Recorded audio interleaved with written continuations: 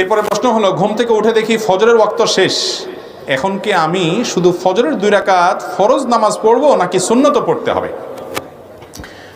আপনি যদি কখনো ফজরের নামাজ পড়তে পারেন নাই, অ্যালার্ম দিয়ে রেখেছেন, তারপরও মিস হয়ে গেছে কোনো কারণে, তো আপনি উঠার পর যখন কাজা করবেন তখন ফজরের ফরজ তো 2 রাকাত পড়বেনই, তার আগে সুন্নত 2 রাকাতটাও পড়বেন। কারণ প্রথমত আবু দাউদের বর্ণনায় রাসূল আকরাম সাল্লাল্লাহু আলাইহি ওয়াসাল্লামের একটি ঘটনা বর্ণিত হয়েছে, প্রসিদ্ধ ঘটনা। সফর থেকে আসার পথে তার জীবনে একবার সবাই শুয়েছেন, রাতে ক্লান্ত, দিনে সফর করে রাতে শুয়েছেন। তো এই টাইমে যে সাহাবীর দায়িত্ব ছিল ওই আল্লাহর বান্দা, তার একটু ঘুম বেশি এসে গেছে, যার কারণে সবাই ঘুমেছিল, রাসূল আকরাম সাল্লাল্লাহু আলাইহি ওয়াসাল্লাম সহকারে।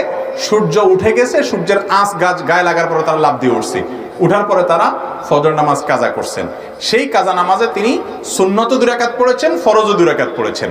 তাহলে এখান থেকে আমরা জানলাম যে যদি কখনো নামাজ ছুটে যায় তাহলে এটা যখন আমরা আদায় করব, ঘুম থেকে উঠার পরে ফরজ যখন পড়ব, তখন আমরা সুন্নত পড়ব, ফরজও পড়ব। কথা কি বুঝাতে পারছি? কিন্তু মাসআলা পাইয়া এখন প্রতিদিন বলবেন যে হুজুর তো মাসআলা দিয়ে দিছে, অতএব আমি প্রতিদিন 7টা 8টার দিকে আমার ঘুম ভাঙবে, আমি তখন ওটা প্রতিদিন সুন্নত পড়বো, ফরজও পড়বো, মাসালা তো হুজুর বলছে। না ভাই, এই কাহিনী করা চলবে না।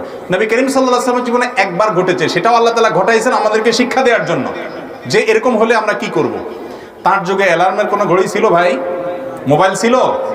তাহলে জীবনে যদি একবার এরকম ঘটনা হাদিসে আসে আর না আসে, তাহলে আপনার যদি প্রতি মাসে 2-4 বার 5 বার হয় বা প্রায় হয়, আল্লাহর কাছে জবাবদিহি করার কোনো সুযোগ আছে?